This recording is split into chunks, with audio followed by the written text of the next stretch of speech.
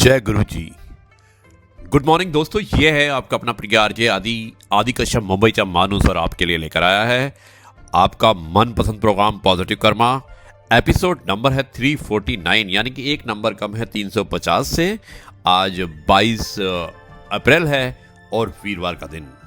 शुरुआत करता हूँ पॉजिटिव कर्मा के कुछ इस प्रकार। मैं आपको एक पोस्ट के बारे में बताना चाहता हूँ जो जिंदगी के लिए बहुत बड़ा लेसन हो सकती है।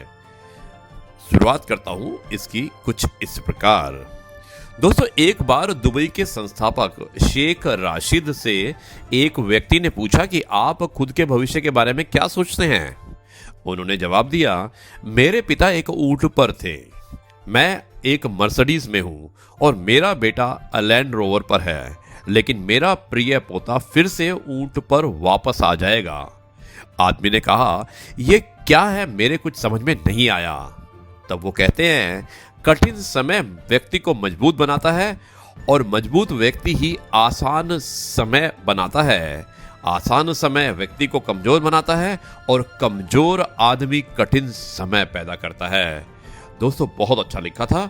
अब मैं कार्यक्रम को आगे बढ़ाता हूं और सुनाता हूं एक छोटी सी कविता, और मुझे उम्मीद है कि ये कविता आपको पसंद आएगी। कोरोना के बारे में है, क्योंकि आज की डेट में कोरोना बहुत तेजी से बढ़ रहा है। कविता की शुरुआत होती है कुछ इस प्रकार। डरते थे कभी तन्हाई से बीमार ना पड़ जाएं, डरते थे कभी तन्हाई से बीमार ना पड़ जाएं, अब महफिलों से खौफ है कि रोग ना ले आए। अब महफिलों से खौफ है कि रोग ना ले आए, ना जाने कैसी गुस्ताखी हम कर गए कि चेहरे पर नकाब लगाने पड़ गए। इस घुटन से कब निकल पाएंगे, खुली हवा में सांस कब ले पाएंगे। उन्हें शिकायत है कि घर पर नहीं मिलते हैं। दोस्तों, सुनिएगा कितना अच्छा लिखा है। उन्हें शिकायत है कि घर पर नहीं मिलते हैं, अब हैं तो वो घर के पास भी नहीं फटकते हैं।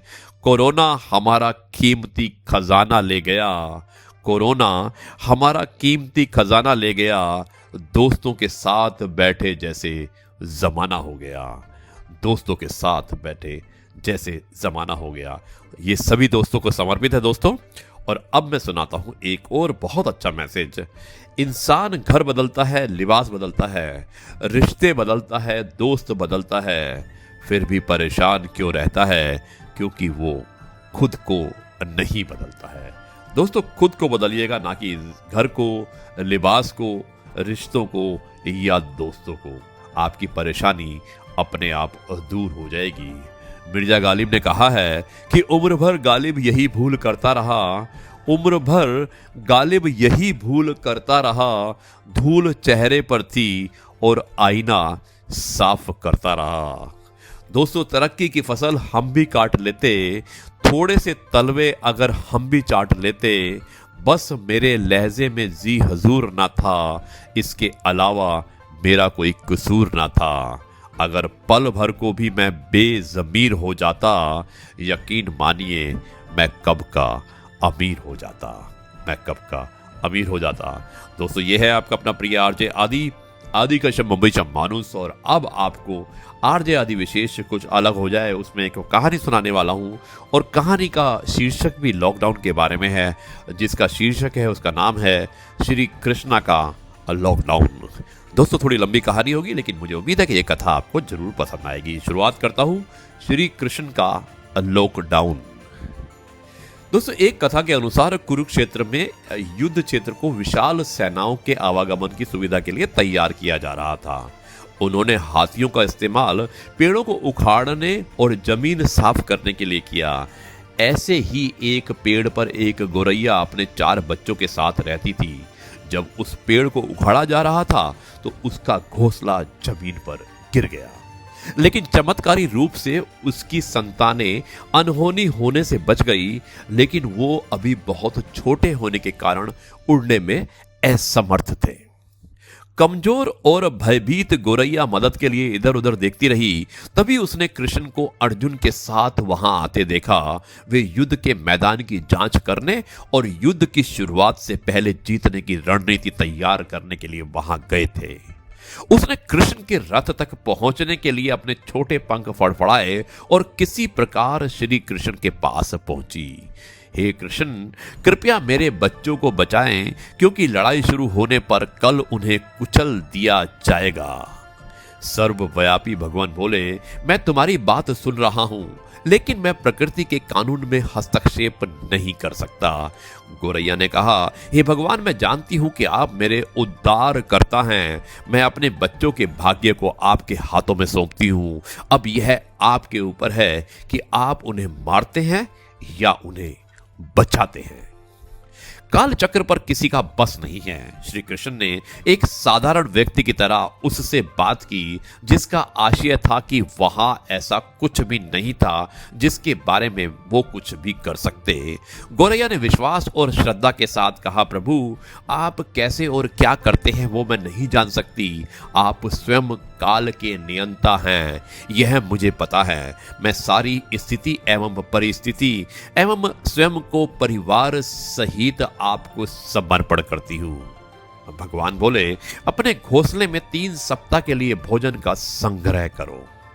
गोरैया और श्री कृष्ण के संवाद से अनभिज्ञ अर्जुन गोरैया को दूर भगाने की कोशिश करते हैं। गोरैया ने अपने पंखों को कुछ मिनटों के लिए फुलाया और फिर अपने घोंसले में वापस चली गई। 2 दिन बाद शंख के उद्घोष से युद्ध होने की घोषणा शुरू हो गई। कृष्ण ने अर्जुन से कहा कि अपने धनुष और बाण मुझे दो। अर्जुन चौंका, क्योंकि कृष्ण ने युद्ध में कोई भी हथियार नहीं उठाने की शपथ ली थी। इसके अतिरिक्त अर्जुन का मानना था कि वह ही सबसे अच्छा धनुर्धर है।